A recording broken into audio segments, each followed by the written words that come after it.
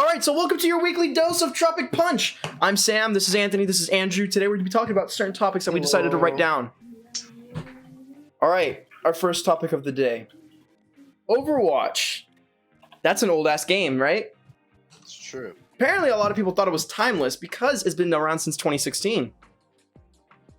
Wait, it came out in 2016? Yeah. Bro, I thought that shit came out like a lot back then. I thought it was like 2014 or something. It's either 2016 or 2014. I know that I was still in middle school when it came out, and I had my old friend group. Let me look it up for you. Overwatch release. It came out 2015. 2015. Yeah, near the end. Exactly 5 years ago, actually. That's actually crazy. 5 years ago. Today's its fifth. Today's the fifth anniversary. Yeah.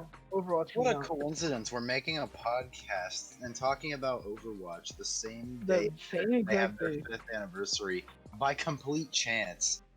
Absolute chance.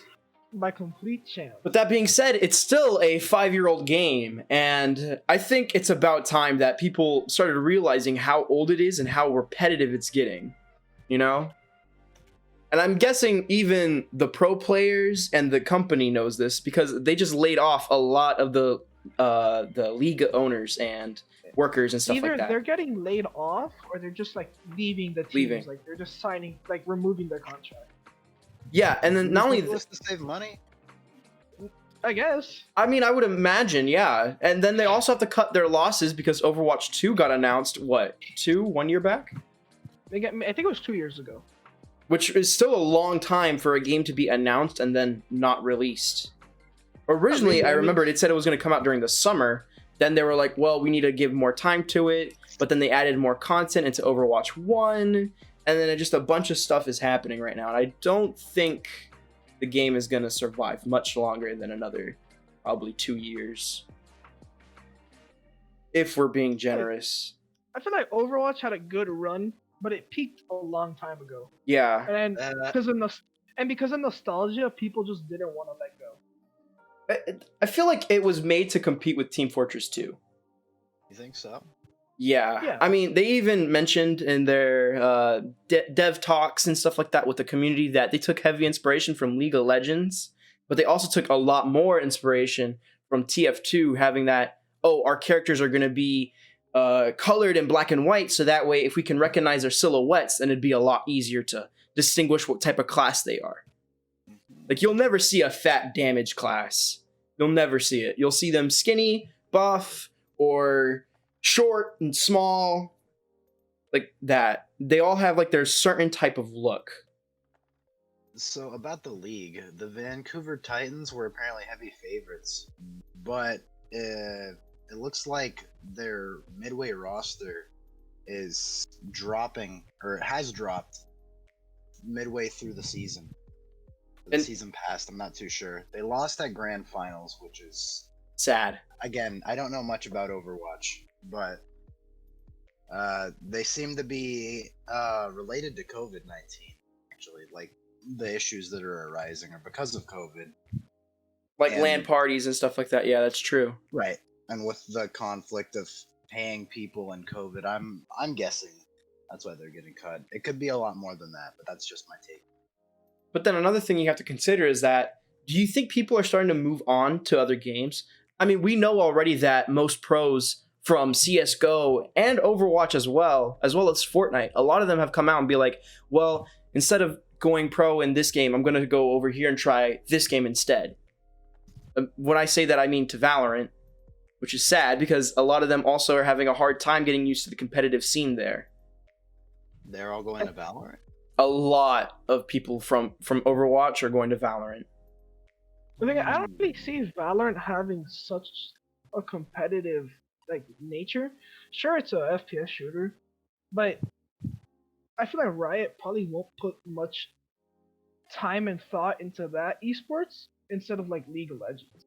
But at the same time, they actually have this entire year since it's released. Even in beta, they had competitions and tournaments. Like, I can't go a week without saying that another Valorant tourney is going to happen. I root for TSM all the time for Valorant. and I go to watch all the tournaments that occurred. And this year, in this like time period, I haven't watched them so much because of school and working and stuff like that. But at the same time, a lot of Riot's energy is put forth. It's not going to be like League of Legends. No game is ever going to be like League of Legends, no matter how hard they try. I mean, having that kind of build up with the community, the players, the esport, like that's just something that's unrivaled to any other game.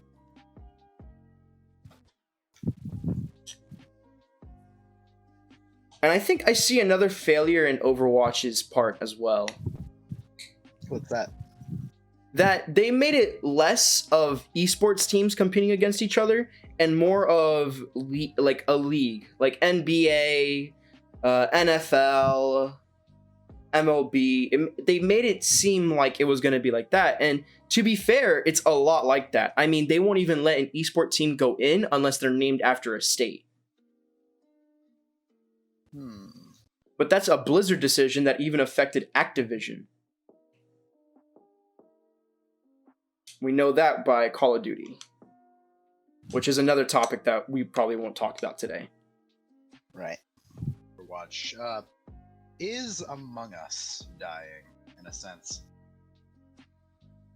Anthony, do you want to go first? Yeah, I can really say it's... The thing about Among Us is, since it's a repetitive thing, it's same thing over and over again. It's not really fun unless you bring out outside elements and play with people that you know are going to make it entertaining. If you just hop in a random game, it's going to be kind of boring because everybody takes it so serious now. Yeah, and not only that... 9,000 IQ. Yeah, exactly. It's beginning to look... Yeah, the clickbait content's beginning to get annoying. Yeah. It's getting annoying. I feel like a lot of other like content creators... When Fortnite was like getting like super popular and everybody was making clickbait about it. It reminds me of that because you're not helping out the situation. You're kind of just making people want to play the game less. I feel like at the start, it was a good way to get, a couple of viewers and, just get through it. But at the same time, I feel like now it's starting to just be a cash grab. And also, can you blame them though? It's not a skill-based game. Yeah, it's not. It's all about luck and thinking hard and stuff like that. But even then, that thinking isn't really skill. Thinking. You just have to be lucky that people don't catch you doing it. It's more human error than anything. Which, to be fair, is it does get annoying to deal with. But I still think that is it their fault, like the content creators? Is it really their fault for making it die? I don't think it's their fault. I think it's that it's just everyone's played it to death, and that's what happened to Quarantine. Is that as soon as a new game comes out, everyone's like, "Oh, dude, this is the best game in 2020 all the time. This is it." For 2 weeks, and then it dies. I mean, the same thing happened with Fall Guys. Yeah. The devs also, it's kind of they haven't really added much content into the game besides like costumes. And even then, they said that they're going to add more content. And they stopped the sequel only to continue producing more on the first one, which I don't think is a great idea, in my opinion. I mean, it's cool that they did that and they're focusing hard on the first game, but at the same time, if that's like the reason for you not to make a sequel, I don't think it's a good enough reason. Yeah. I don't see any new map in the foreseeable future, at least before 2020 ends, and we only have less than 2 more months? 2 months. Yeah. I don't think it's gonna be, adding much content more than just different colors and different skins. Probably a pet, maybe. See, there's already pets. There's already so much like different colors. There's so much costumes, headgear, all of that. What they should be focusing on more is like the actual game element and not customization. Yeah. Like, how much more can we go doing the same task or watching someone do the same task over and over and over again, just in a different order? My opinion on Among Us has always been it's a game you want to play with people to have a good time. Like a party game. And yeah, it's a party game. But in that same sense, who sweats in a party game? There And are all you see tons. online is sweating. Yeah. Who does that? It's really just people trying to create content, and then when they do make content, and then it gets boring, it gets cringy, and I feel like it's gonna go through the same phase that Minecraft did. Fortnite. Mainly Fortnite, because it kind of stayed. Minecraft, it happened, got boring, got cringy, then it went back to being normalized, playing it again. But now I feel like it's gonna go through what Fortnite's going through, is that it's gonna go bad, get cringy, and stay that way. The public opinion on it is going to stay cringy. It's like, all right, yeah, I think you're going too far. And then people are getting tattoos of it on themselves. Not only that, but I mean, have you seen?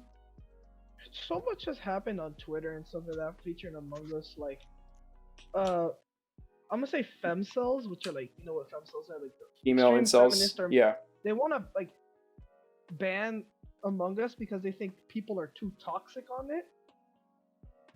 And it makes no sense. Exactly. It's just there's also the furry community wants furry representation inside Among Us. It got that though. They got the ears. Yeah. But they're demanding too much. They're demanding too much. Tails. They want the entire. They pretty much want the entire animal, their persona in the game.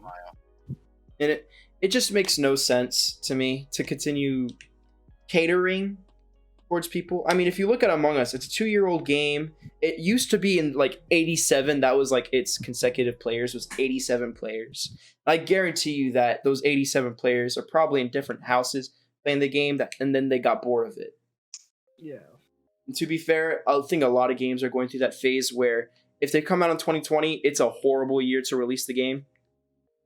I think once quarantine ends, that's when games are going to get popular again, because it's not going to be, oh, I have nothing to do, I'm just going to play this game for the next week.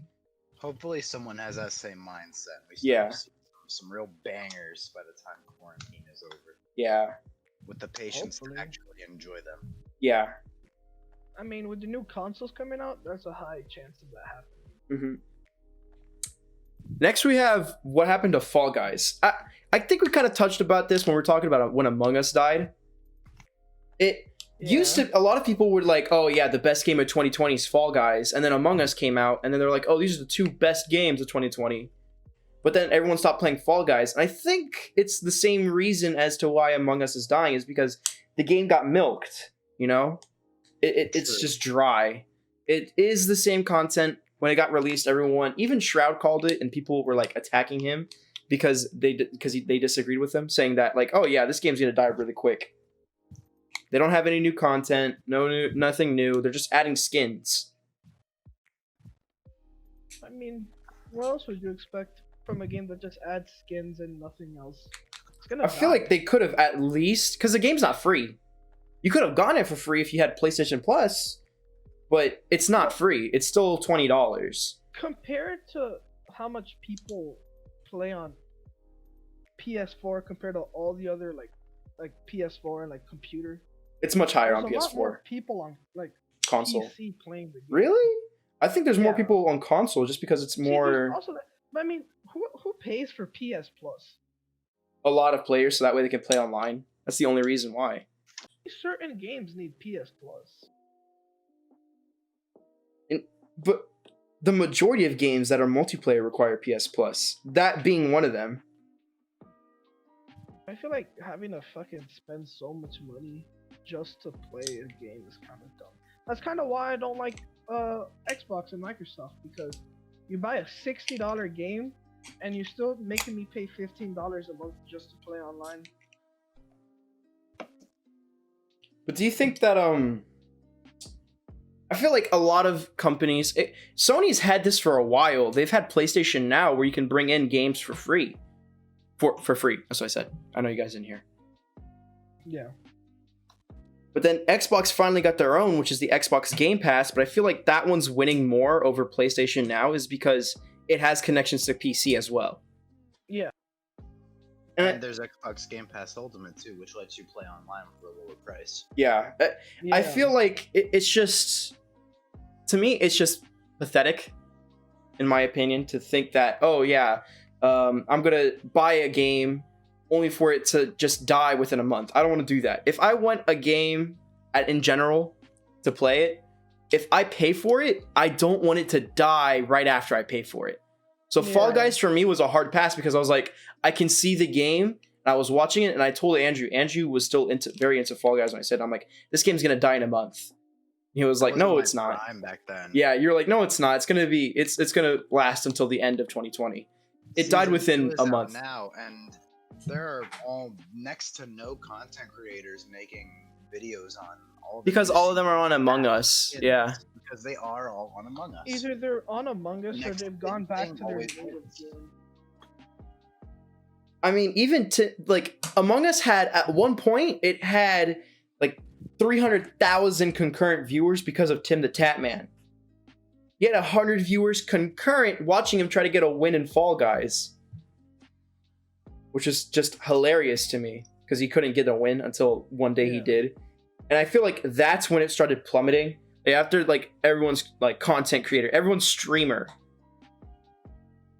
That kind of, it makes sense that a game dies once its viewer count drops. I mean, like Valorant, once Valorant got released to the public, the viewer count exponentially dropped. But I think people want exclusivity. Yeah, that's the reason why I was going to say that. I was going to say the reason why it was such an anticipated game, like that's why it had so many high views, is because most people were excited for it because it's Riot Games. That's a huge developing company. They made League of Legends, Legends of Runeterra, everything with League of Legends in it. Everyone dig that game. They pretty much think you get into like closed beta or like closed testing, you have instant clout. Which, to be fair, it was like I did it. I got into closed beta. Yeah, I got into closed beta, and I had. Like on my usual single-digit stream, I hit 2-digit streaming numbers, which is pretty impressive for me. I was like, oh, finally 10 viewers. They were all just watching me play, and it's like, do you have drops enabled? I'm like, I have drops enabled, but you're not going to get any because they haven't released it yet. Which I feel like a lot of games that are doing that now, specifically, are going to do better. Because now they go into the game knowing how to play it, where some stuff is, how to use things, just because they watched the stream. But at the same time, if that does happen, if the game is all based on drops, I feel like more people will be upset that they don't release it to the public. So there's that ounce of exclusivity, like with Hyperscape. That was a good game. I'm not gonna lie. I loved playing Hyperscape, but it died super quickly because a week after their drops enables thing, they made it just public to everybody. Hell, there was a way to go into the game without having a drop. That's what I did. I didn't know that. I thought I was like, oh shit, free game. Yeah. So I feel like 2020 is just the year that most games are just going to die way too quickly.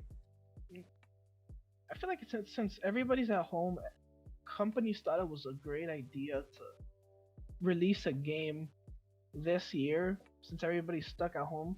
But since people are at home, it kind of backfires since they have nothing else to do until they fall asleep. Yeah. And then they'll just get bored of it for playing it too much. A game is good when you take breaks and you really just enjoy the story. Mm-hmm.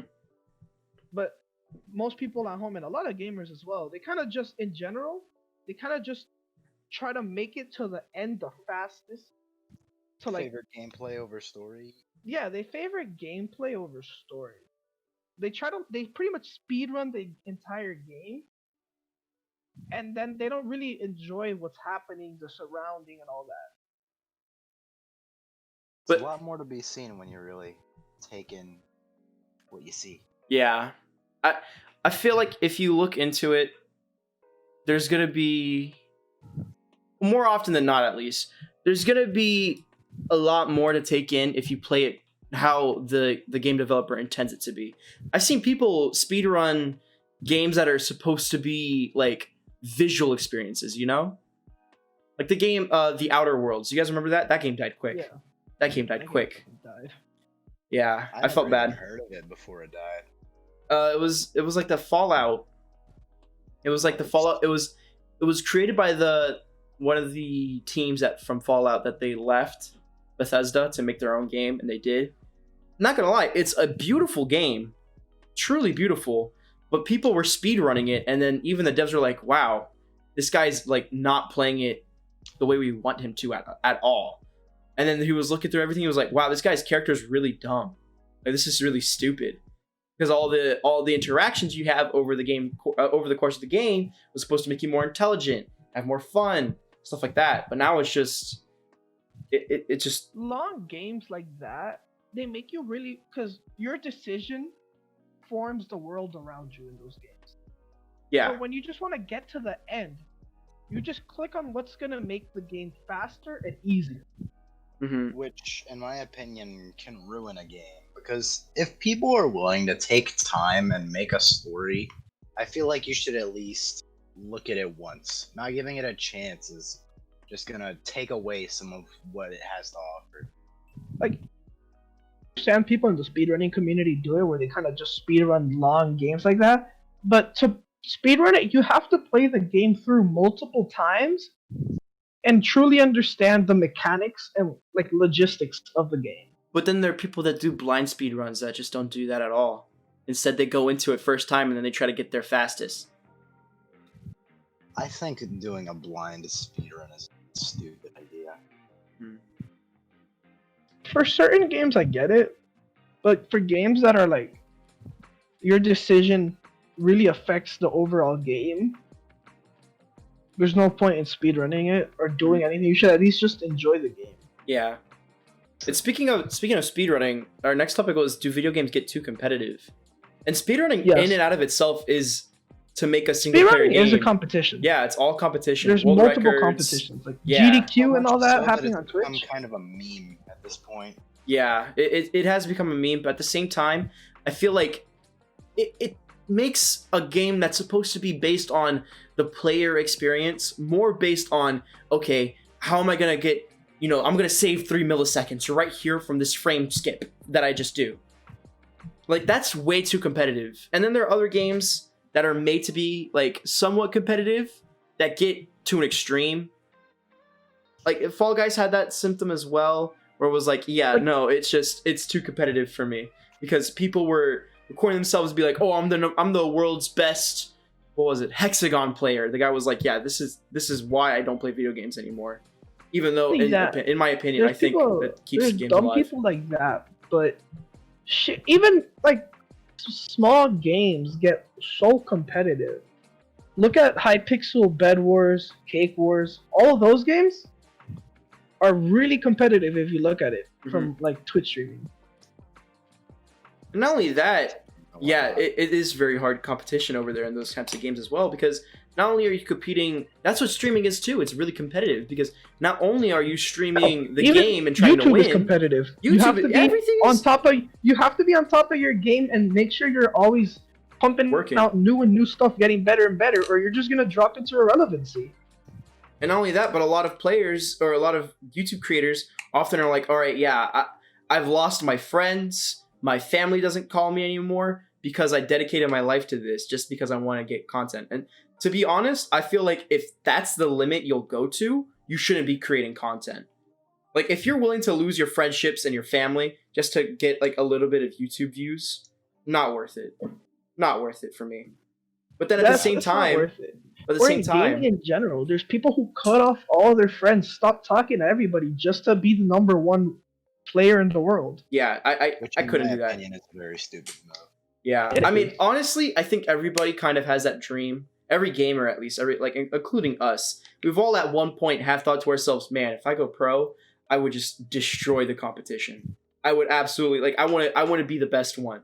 But at the same time, you're thinking about it, you're like, "Oh my god, this guy plays 15 hours of a 24-hour day every single day from this game.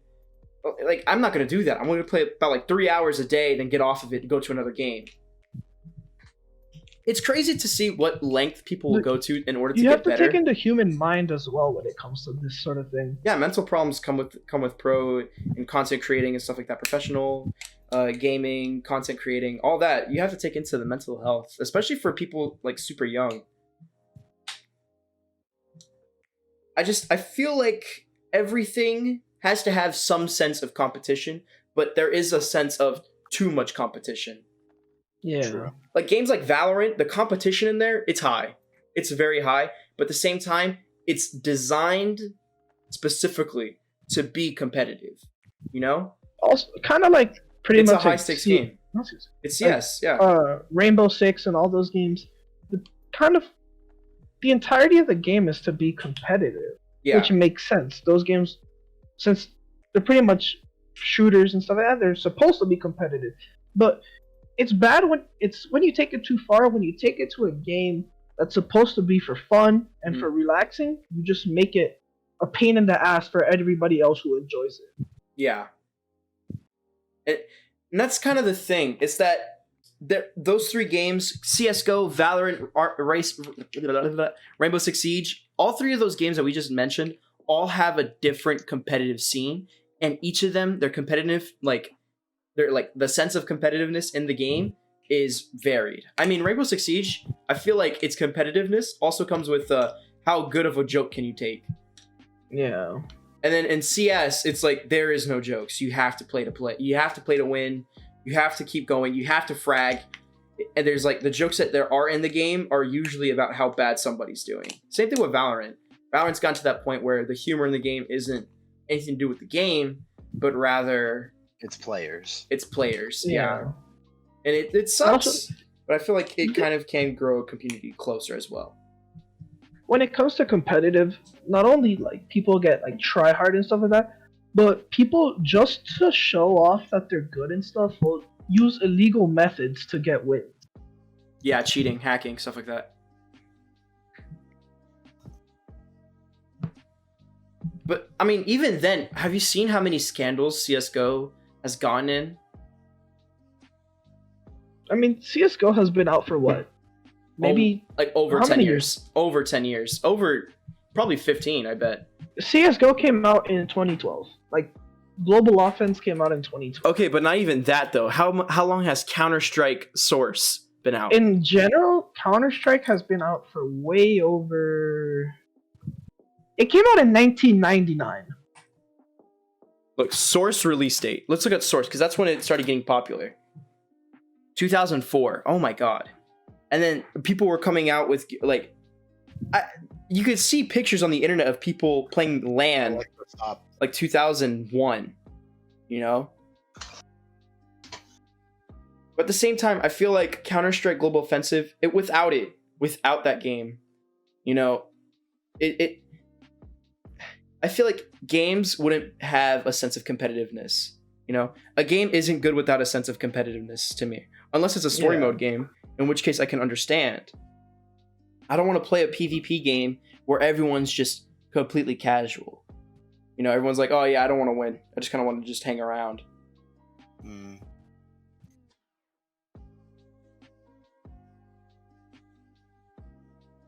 What other things can we talk about?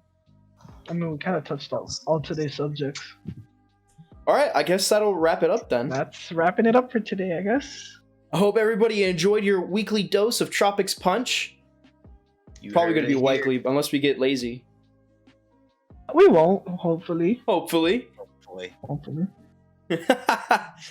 Well, since we're done, all I can really say is I have to go take a shit. All right. Thank you, everybody, for watching. Thanks for watching. Bye-bye, everybody. Friends. Bye-bye.